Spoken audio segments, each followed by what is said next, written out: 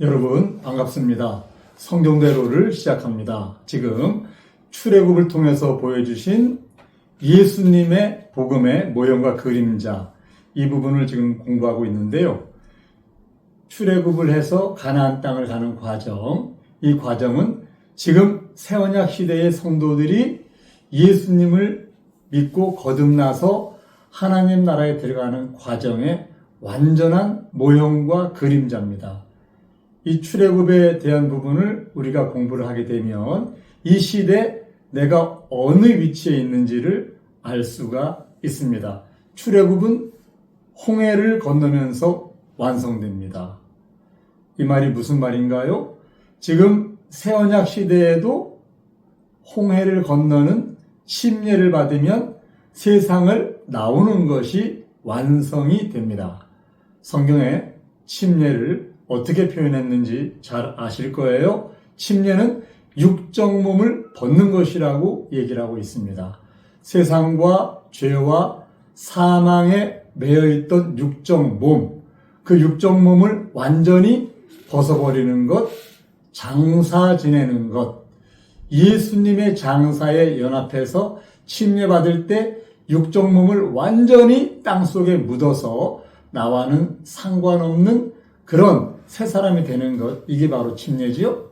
그래서 이스라엘 민족이 출애굽하는 과정을 홍해를 통해서 완성했듯이 새언약 시대에도 거듭남을 통해서, 물로남을 통해서, 침례를 통해서 육적 몸을 벗는 세상을 나오는, 출세상하는 것이 완성이 됩니다. 이제 이스라엘 백성이 홍해 앞에 다다랐는데 이 세상은 호락호락하게 성도들을 놓아주지를 않습니다. 재앙을 통해서 애굽의 장자들이, 짐승과 모든 가정의 장자들이 다 죽었습니다.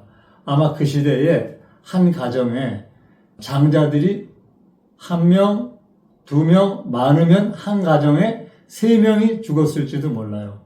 지금 저희도 3대가 살고 있는데 저하고 그 다음에 제 딸들 그리고 손주대가 있거든요. 3대가 살고 있잖아요. 그러니까 3대가 한 집에 산다고 하면 하룻밤 사이에 장자 3명이 죽은 겁니다. 이 재앙을 통해서 이제 이스라엘 사람들은 애굽에서 풀려나게 되는데, 풀려나서 달려가는데 가나안 땅을 향해서 홍해가 앞길을 막습니다. 우리도 하나님 앞에 하나님을 섬기기로, 믿기로 작정을 하고 하나님을 향해서 믿음의 길을 달려나갈 때 우리 앞길을 막는 그런 세상의 권세가 많이 있죠. 그러나 이것들을 하나님은 하나님의 능력으로 우리를 이기게 하시죠. 이제 홍해가 이스라엘 민족의 앞을 가로막았습니다. 그리고 애굽 사람들은, 바로는 그들을 다시 끌어가기 위해서 애굽의 군대를 출동시킵니다.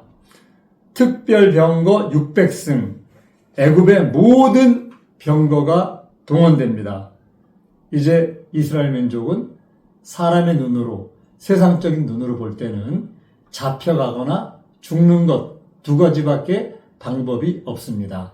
앞에는 홍해 바다가 가로막고 있고 뒤에는 애굽 군대가 달려오고 있습니다. 만약에 잡혀간다면 종전보다 더 참혹한 노예 생활을 해야 됐을 거예요. 실제로 그 바로 왕이 다스리던 그 시대에는 노예는 그 나라의 엄청난 자산이었어요. 노예를 통해서 거의 많은 일들을 했으니까 그 노예가 모두 도망간다, 탈출한다. 이거는 사실은 그 나라의 입장에서는 생각할 수가 없는 어마어마한 큰 일이 벌어지는 거거든요. 이제 애굽 군대가 쫓아오고 있습니다. 왜? 다시 잡아가기 위해서. 우리도 이 시대에 하나님을 믿기로 작정을 하고 믿음의 출발을 했는데 세상은 나를 다시 타락시키고 죄안으로 잡아가려고 나를 유혹하고 세상의 군대가 나를 잡으러 옵니다. 출애굽기 14장 6절에서 7절을 보면요. 바로가 곧 그 병거를 갖추고 백성을 데리고 갈새 특별병거 600승과 애굽의 모든 병거를 바라니 장관들이 다 거느렸더라. 이렇게 기록하고 있거든요. 이제 이스라엘 민족들은 사람의 생각으로 해결할 방법이 없습니다. 그들이 하나님께 부르짖습니다.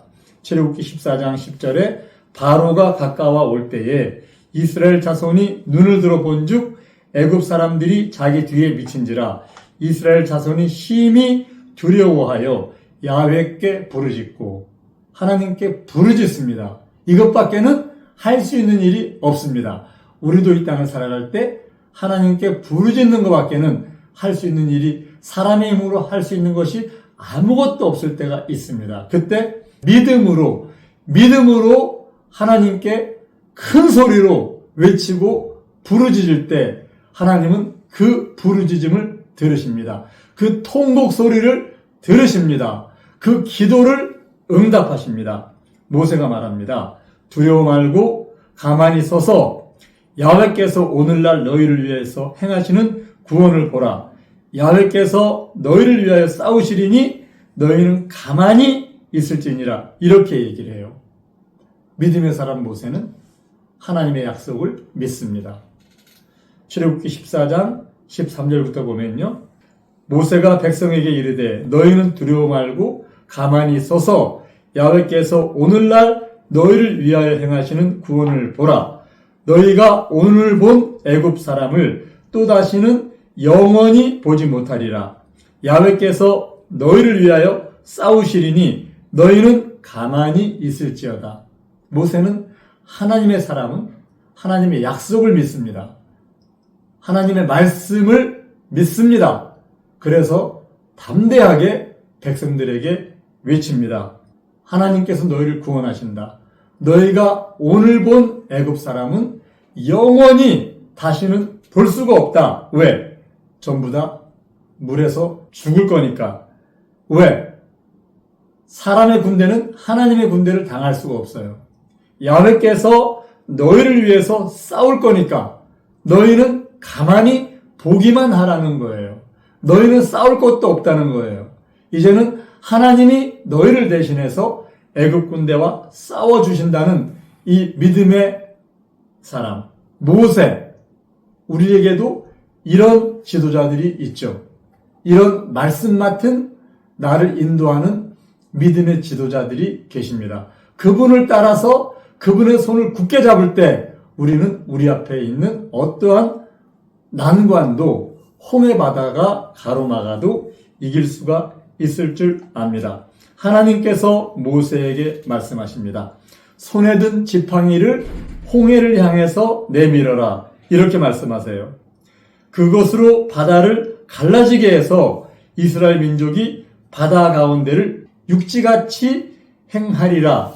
이렇게 말씀을 하세요. 하나님은 자신의 모든 말을 이룰 수 있는, 우리를 대신해서 싸울 수 있는 능력이 있는 분이시죠. 출애굽기 14장에 보면요. 야훼께서 모세에게 이르시되 너는 어찌하여 내게 부르짖느뇨? 이스라엘 자손을 명하여 앞으로 나가게 하고 지팡이를 들고 손을 바다 위로 내밀어 그곳으로 갈라지게 하라. 이스라엘 자손이 바다 가운데 육지로 행하리라. 이렇게 성경에 기록하고 있어요. 이 말씀을 듣고 순종만 하면 하나님의 말씀은 모든 것이 이루어집니다. 모세가 홍해를 향해서 지팡이를 내밀었습니다. 내가 애굽 사람들의 마음을 강팍하게 할 것인즉 그들이 그 뒤를 따라 들어갈 텐데 내가 바로와 그 모든 군대와 그 병거와 마병을 인하여 영광을 얻으리니 내가 바로와 그 병거와 마병으로 인하여 영광을 얻을 때에야 애국 사람들이 나를 야훼인 줄 알리라 하시더니 홍해가 갈라지는 것도 하나님의 능력의 손길이 아니면 불가능한데 하나님은 이 홍해의 출애굽을 통해서 이스라엘 민족을 탈출시키면서 그 길로 애굽 사람들을 마음을 강팍하게 해서 그 길로 들어서게 해서 그들을 전부 다 병거와 마병을 전멸시킴으로 이 일은 하나님이 행하셨구나. 하나님이 바로 만왕의 왕, 만주의 주, 신들의 신, 애굽 사람들이 하나님께 영광을 돌리는 그분이 참으로 야훼인 줄 아는 그런 역사를 하나님은 출애굽을 통해서 홍해 바다에서 보이시는 것을 알 수가 있습니다. 이제 이스라엘 진 앞에 행하던 하나님의 사자가 그 이스라엘 진의 뒤로 옮겨갑니다. 왜 그런가 하면 이 병거는 빠르게 추격을 해오기 때문에 그대로 두면 순식간에 이스라엘 민족들을 그들이 살상할 수가 있어요. 그러니까 앞에 있던 하나님의 사자가 뒤로 옮겨갑니다. 옮겨가서 애굽진과 이스라엘 진 사이에 막아섭니다. 그리고 애굽 군대 쪽은 구름과 흑암이 있게 하고 이 편은 밤이 광명함으로 밤새도록 저 편이 이 편에 가까이 올 수가 없습니다. 하나님은 능력의 하나님이십니다. 모세가 바다 위로 손을 내어민데 하나님께서 큰 동풍으로 밤새도록 바닷물을 물러가게 하시니 물러가면서 이제 물이 갈라져서 바다가 마른 땅이 됩니다. 그 밤새도록 물이 마르는 시간에 애굽 군대는 이스라엘 민족을 가까이 하지를 못합니다. 이제 땅이 말랐습니다. 이스라엘 자손이 바다 가운데 육지로 행하고 물은 그들의 좌우에 벽이 되니 애굽 사람들과 바로의 말들, 병거들과 그 마병들이 다 그 뒤를 쫓아 바다 가운데로 들어옵니다. 이들의 마음을 하나님이 강팍하게 하셨거든요. 만약에 우리가 저들을 따라갔다가 물이 합치면 어떻게 하지? 우리 죽잖아. 그럼 들어가지 말아야지. 상식적인 사람이면 이런 생각을 할 수가 있어요. 그런데 이들은 하나님이 마음을 강팍하게 하셨기 때문에 그 길을 쫓아서 바닷길로 이스라엘 민족을 추격을 합니다. 그런데 하나님께서 그들을 곤란하게 하십니다. 병거 바퀴를 벗기고 달리기가 힘들게 하시고 그들이 이렇게 얘기합니다. 이스라엘 앞에서 우리가 도망하자. 야훼께서 그들을 위하여 우리를 치는 거 아니야? 이렇게 막 놀랍니다. 놀라는데 이제 이스라엘 사람들이 다 건넙니다. 야훼께서 모세에게 이르시되 내 손을 바다 위로 내어밀어 물이 애굽 사람들과 그 병거들과 마병들 위에 다시 흐르게 하라. 이렇게 말씀하세요. 모세가 곧 손을 바다 위로 내어밉니다. 새벽에 미쳐 바다의 세력이 회복된지라 애굽 사람들이 물을 거스려 도망하나 야훼께서 애굽 사람들을 바다 가운데 엎으시니 물이 다시 흘러 병거들과 기병들을 덮되 그들의 뒤를 쫓아 바다에 들어간 바로의 군대를 다 덮고 하나도 남기지 아니하였더라. 다 죽었습니다. 침례는 물을 통과한 침례를 받은 사람은 살아납니다. 그러나 이 침례는 거스리는 사람, 침례를 거스려서 순종하지 않고 침례를 받지 않는 사람은 단 한 명도 살아날 수가 없습니다. 이 침례에 대해서 하나님은 출애굽하는 홍해를 통해서 우리에게 경고하고 계십니다. 침례를 받는 사람. 사도 바울은 우리 민족이, 우리 조상들이 모세에게 속해서 홍해에서 침례를 받았다. 이렇게 기록하고 있거든요. 이 침례를 통해서 이스라엘 민족은 생명을 얻었고 애굽 사람들은 전부 죽었습니다. 무슨 의미인가요? 이것은 굉장히 우리에게 두렵게 하는 복음의 모형과 그림자, 현실적인, 실체적인 사건을 통해서 우리에게 경고하십니다. 홍해를 건너면 살고 애굽에 속해서 홍해에 빠지면 다 죽는다. 여러분, 사도 바울이 얘기한 홍해를 침례로 기록했던 그 깊은 복음의 실체, 이 부분 오늘 깊이 있게 생각하시기를 바랍니다. 감사합니다. 성령대로